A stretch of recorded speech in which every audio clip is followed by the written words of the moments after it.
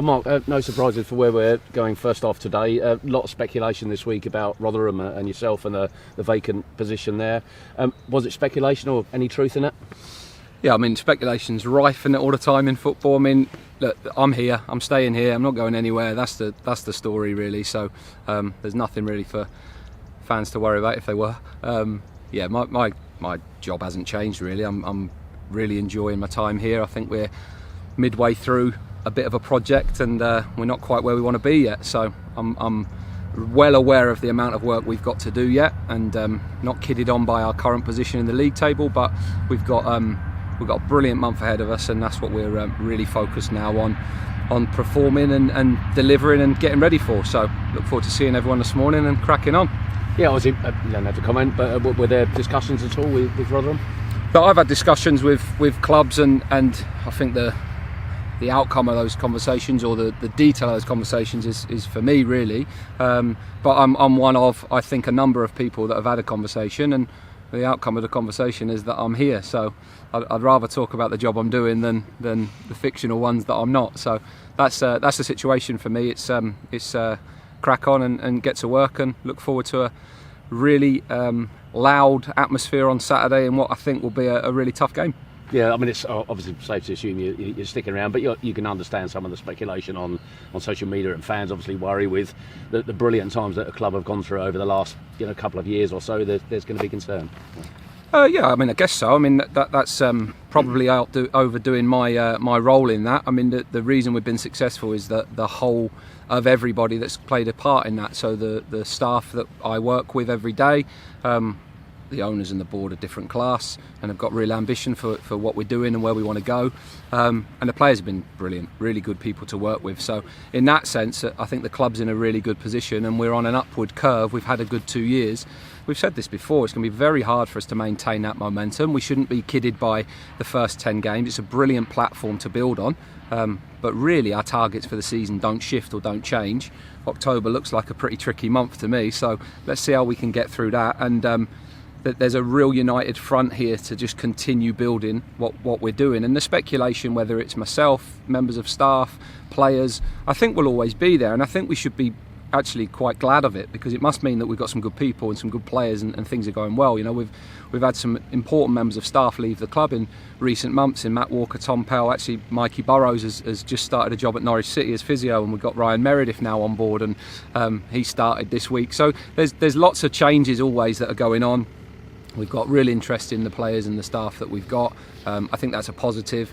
But the other thing is we're in a good position to keep building it and keep driving things forward. And myself, the owners, the board, the staff, the players, I think are all really committed to continuing that. So supporters should enjoy the fact that we're in the position that we are, not take it for granted at all, understand how difficult this season's going to be, but be excited by what the future might hold for us.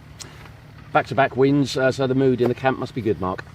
I think so. I think after the weekend, certainly. I mean, we had a couple of days off after the Morecambe game. It feels like we haven't played at home for ages, which is silly. Just because I think it's because we played so many at home in the first month of the season. But we've had 3 away games, and it was a long old trip up and back from Morecambe. And yeah, I think everyone was tired. To be fair, it was a tough couple of days. Monday seemed to come around very, very, very quickly, so it was good to not be in Monday. Players were fresh and trained brilliantly Tuesday. I have to say, I thought they were excellent on Tuesday. Really good work ethic, really good mentality, but also a nice confidence and bounce around the place that you get after good results. It was an important win for us. It puts it 5 wins out of 10, which is pretty impressive for us. I've said this before, top half for us is, any time we're in that is a pretty good thing. So we want to try and fight to stay there. But I think we know how difficult Derby County will be in any season, at any time, being a championship club and so many top players that they've signed. But they've got the bounce of the new manager this week as well, in Paul Warne, so that makes it doubly difficult potentially, that they'll come wanting to get off to a good start in his reign, and we know how tough his teams can be. Let's hope we can go one better than last year. We played excellently against his team 3 times last year and didn't get a result. So hopefully we can be on the right side of the result this time. But it'll be a tough afternoon for us. But the boys are in good shape going into the game, I think. Yeah, obviously mentally they'll be in good shape. Obviously the late win at Morecambe, I would imagine the adrenaline was still pumping back down the motorway on the coach. I mean, they're a tight-knit bunch and they're very together. How much of a difference does that make, Mark? Well, I think it does. That gets challenged all the time. It's probably easy to be tight-knit if you win and it's going well. The test of tight-knit is when you're having difficult times and struggling, or things aren't going your way. So whether that's the team having difficult times, difficult results, that gets tested, or whether it's individuals that are having tough time in terms of form or not getting games or coming out of the team. The reality of the next month is, with the number of games we've got and the size of the games and the atmospheres that we'll play in and the intensity of the opposition, we know when we play the top teams, physically the games are so demanding. So, for example, I think we've probably got 8 or 9 players in attacking positions that can rotate 4 positions, and they will go in and out the team in the next month, and the players have to accept that and buy into the fact that this week I might have to be a 30-minute man, or this week it might be 60 minutes, or I might have to grind out a 90 minutes. But that's the togetherness that we need to see, buying into that over the next month, because I think we've got some really challenging games in there. But I think you see that the lads are really pleased for Zeno when he goes in and plays well. They're delighted for Jack when he goes in and does well, and Jack's delighted when Nibsy comes on and scores for each other, and Joey comes off and he's fuming and he's got a dead leg, but he's delighted that we find a winner. And you can go through the team like that. In the end, everyone's fairly happy if we're winning games, and that's what we've got to continue trying to do. But I know the task ahead of us is a really big one, and it's back to the old underdog spirit, because we're certainly in that boat in the next few weeks. Yeah, obviously that rotation was underlined on Saturday. You mentioned 1 or 2 players there, but to have, and we spoke about it a bit on Saturday after the game, in terms of Harvey coming off the bench and getting the winner, Shiloh coming off the bench and setting up that winner. Do you think the squad's in a better position this year to be able to exercise that rotation that you want? Yeah, I think in game and between games it certainly is. I think we've got a bit more strength. Certainly I don't remember a time where we've had so many good forward options and attacking options. Fajiri's coming into his form now. He's finding a really good level. We knew it was going to take time, but we always pinpointed October's a busy month with big games. It could be a big month for him as well. He could have a good part to play in the month. So I do think we're in a nice position there.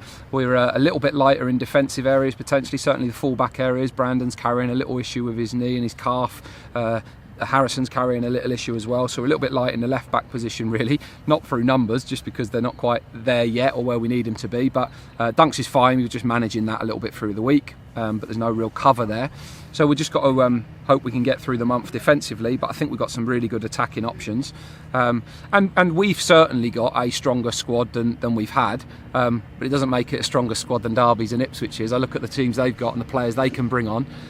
We know they're top teams in terms of the 11, and they've got equally top players to bring on the bench, so it doesn't change probably our overall level and expectation, but it does mean that we've got a few more options to be able to go between games. And when we have certainly 3 game weeks, Saturday, Tuesday, Saturday, hopefully gives us a chance of coming out the week in fairly good shape and with a few points on the board.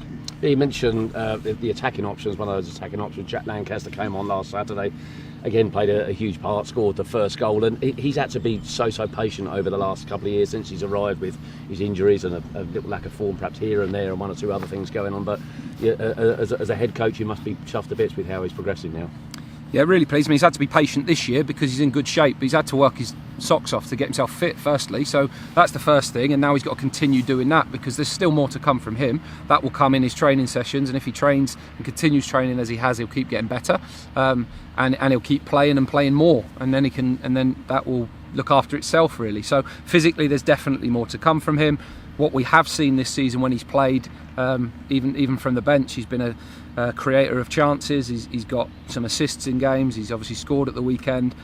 He's a great lad, and he's really contributing to the team. So he's had a tough couple of years really with injuries. We signed him in a position we knew it was going to take time, and I said from the very start we won't see the best of him till his second season, and we're going to see that this year. We haven't seen it yet, but he's on the right path to get there. So the more options I've got, the better. And if the players are unhappy with me, then I don't mind that, as long as they're respectful to each other and they do their bit for the team and understand their role within the team. That's the main thing. That responsibility to do your job properly, that respect to each other, that whoever plays is a good player and whoever comes on the pitch is a good player. And if you want to be upset with me for not playing you, then fine, because I'll carry the weight of that, no problem. But at the minute we're in a good spot with that, and we want to continue that over the next month. Yeah, you mentioned the next month and some huge fixtures coming up. Derby this Saturday. You talked about, I mean, a club with huge tradition. You know, they've had their problems over the last couple of years or so, but it will be a huge challenge because of the budget they've got. How much are you and the group looking forward to that game on Saturday? We said it promotion year, didn't we? That the games you play the league for are the big ones, and the excellent atmospheres and crowds. I look at some of the atmospheres coming up this month, and the crowds we'll play in front of will be mega. Some of the games will be really tough, really challenging. You know, look at the next three: Derby, Ipswich, and then away to Bristol Rovers. That's three really tough, challenging games. But I think all those teams will look at us and think it's a tough game for them too, and I think that's really important. We have to be aware of their strengths, be aware of their qualities, try and be ready for them. But we have to make sure that we concentrate on ourselves a little bit as well, and understand what we are and do what we're good at. In the case of Derby, I think Liam Rosenior had them playing in one way. We know that Paul Warne's Rotherham team played in a different way to that. And I don't think we'll see either of those teams this weekend. We'll probably see something in the middle. They've been in a week. It will take time for him and his staff to get their way of thinking. But I know the energy he has and the enthusiasm he has and the reaction that we'll get from the players. So they'll be right at it from the start. And certainly I look at the next 10 games and probably see definitely 6 teams, maybe more, but 6 teams that will be fighting promotion at the end of the season. So we know how tough the next block of 10 games is going to be. It starts with this one Saturday, but let's have some fun and have a go and see what we can do.